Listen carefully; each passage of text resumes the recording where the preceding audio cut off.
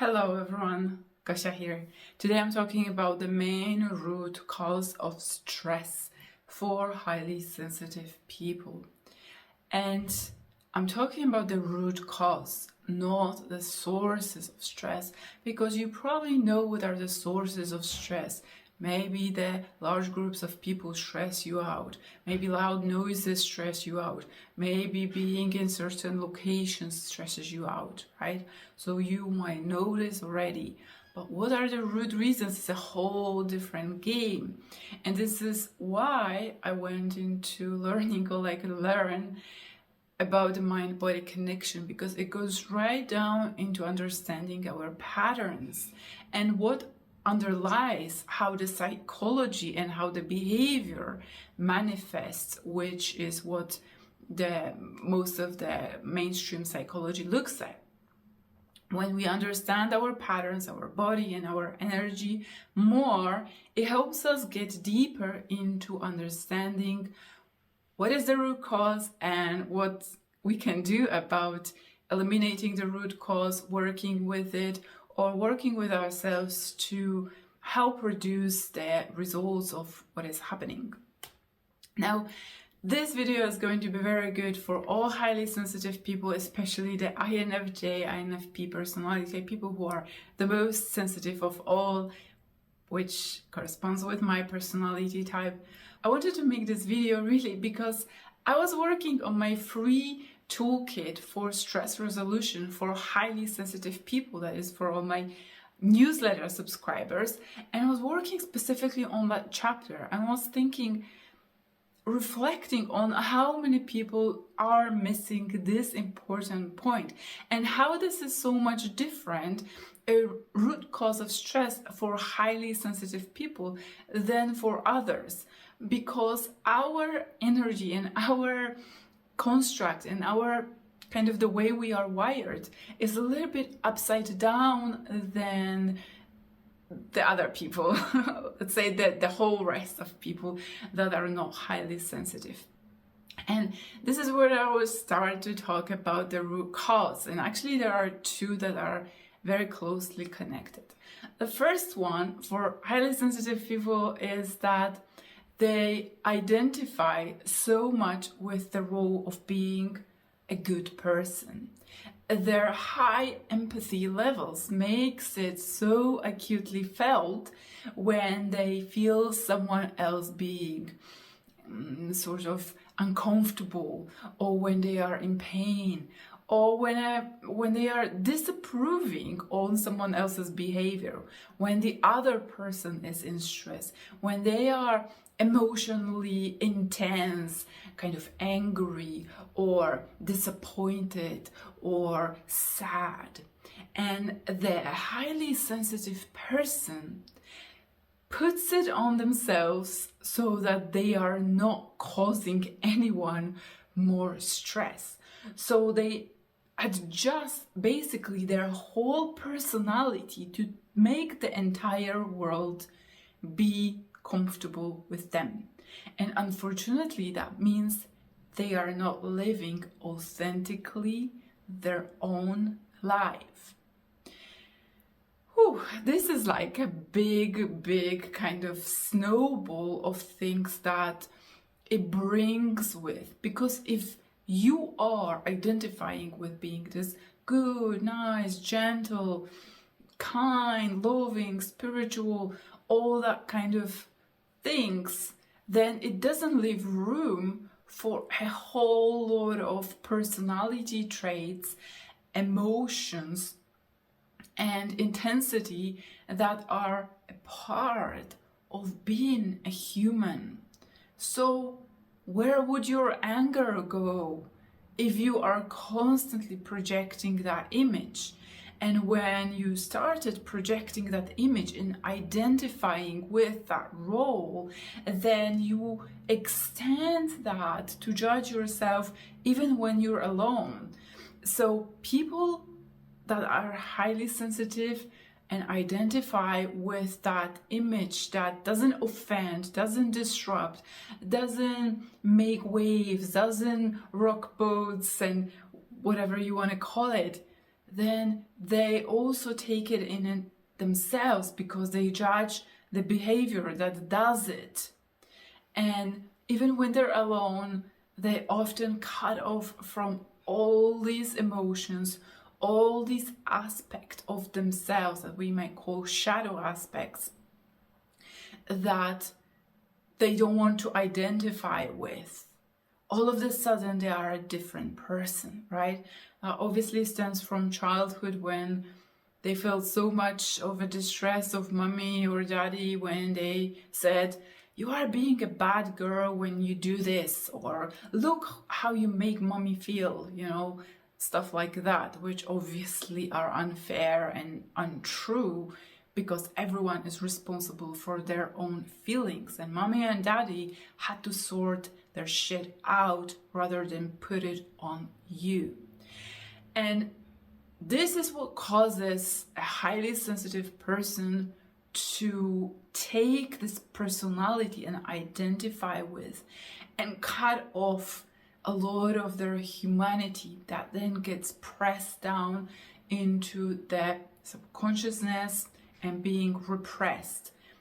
This is what I talk a lot about, how the repression makes you feel so tense all the time, have a stress, and have maybe some sort of pains or a disease that is chronic or a mysterious disease that maybe doesn't manifest in a sort of test or lab results, but you feel the results of it in how you experience it, right?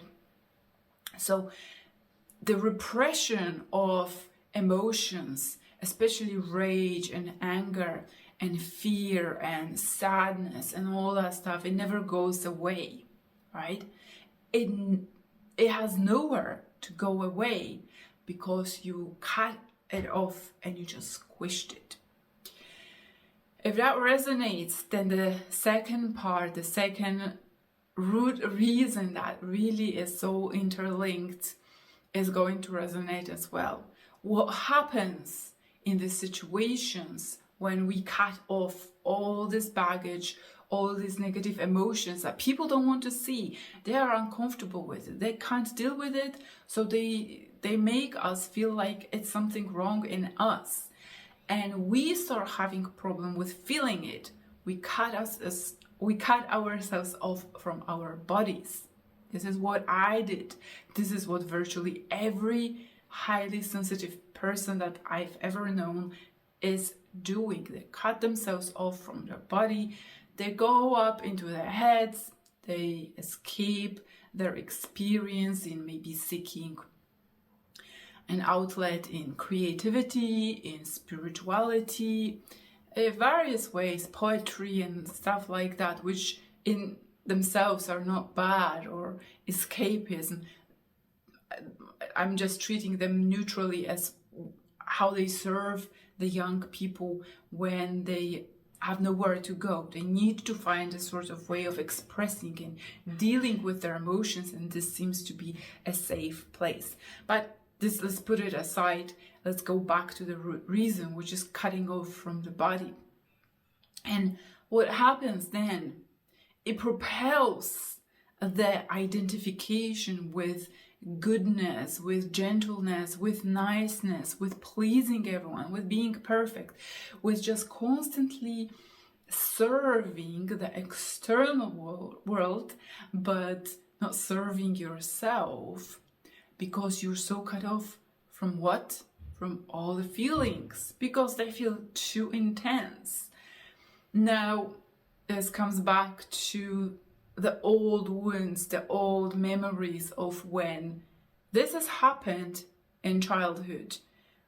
Maybe someone else responded in judging behavior or shushing you or telling you shouldn't express these emotions because they hurt mommy or daddy, or maybe they make them angry, and maybe they can't deal with their own shit, and they just make you suffer, and shut your mouth and just deal with it by yourself, which is what a child should never have to do, because the only way they can process their emotions is for mommy to absorb this. It's a completely reverse way.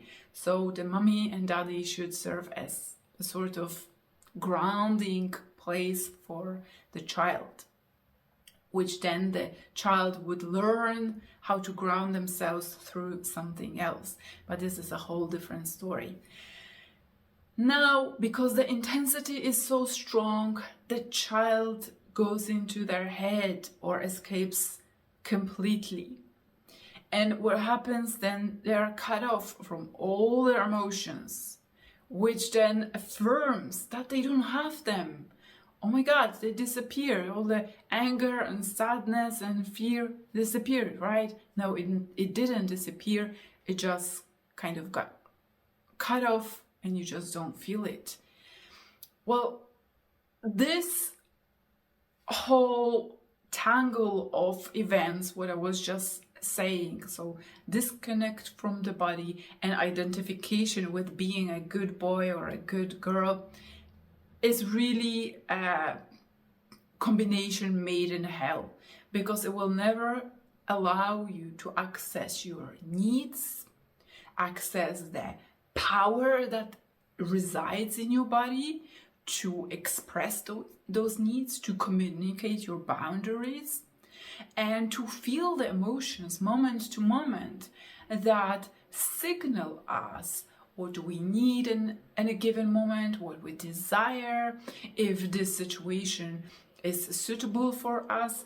And this causes a lot of stress and overwhelm, because then you go into all kinds of situations where you can't respond appropriately, and you absorb and take in someone else's emotions, their stresses, you allow certain behaviors, you have this delayed response to inappropriate behaviors or things that maybe are not inappropriate, but they don't serve you. They're misaligned from what serves you, because everyone has a different preferences. What is good for someone is not good for you. Okay, so let me bring up a story that may be resonating, that brings into all these reasons, and I will show you how this is a source of stress. Let's say that there is a man, not to make it too stereotypical, and he gets into a relationship with a woman. Let's make this stereotypical in that sense. But he gets into this relationship and it seems like maybe it's another spiritual person. So he thinks, oh my God, they're going to be very well matched. They're going to share values. They're now both evolved. So they're both quote unquote committed to being a nice person, what I was just talking about. And so it must be a safe bet, right? And what's more, now they feel like, oh my God, I'm just going to belong in someone, with someone which is fulfilling all my needs that stem from being so rejected from so many people. Now I'm just going to have that person that will understand me. It seems like they dig me, they have these values in common, they are also spiritual. Wow, this cannot be better, right?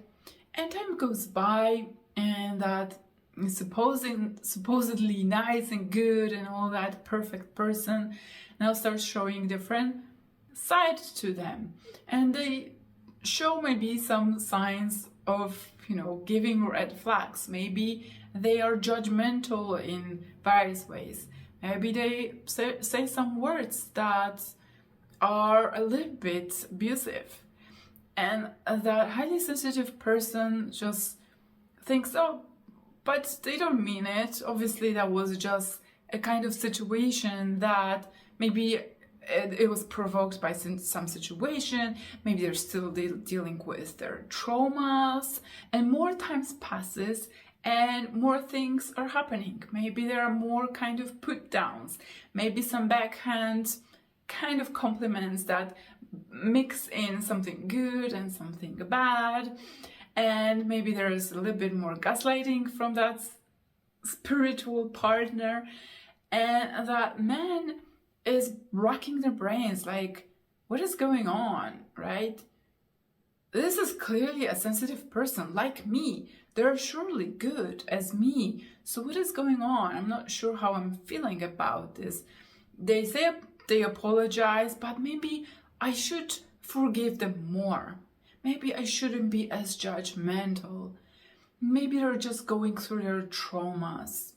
And I should give them another chance, right? So there is this inner gaslighting that is going on, that they're not acknowledging that they feel infuriating, that someone is putting them down, making them feel like shit, and maybe just mixing up ideas to confuse the situation, to manipulate the situation.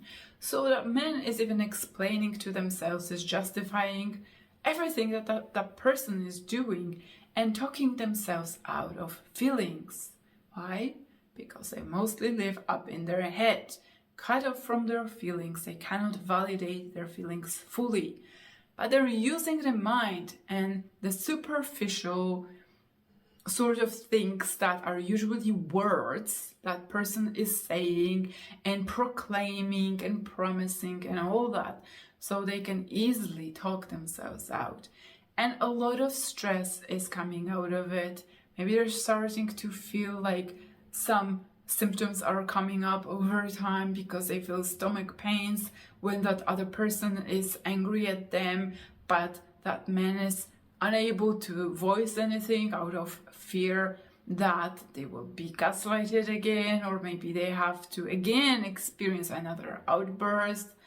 And they are constantly trying to figure out that other person.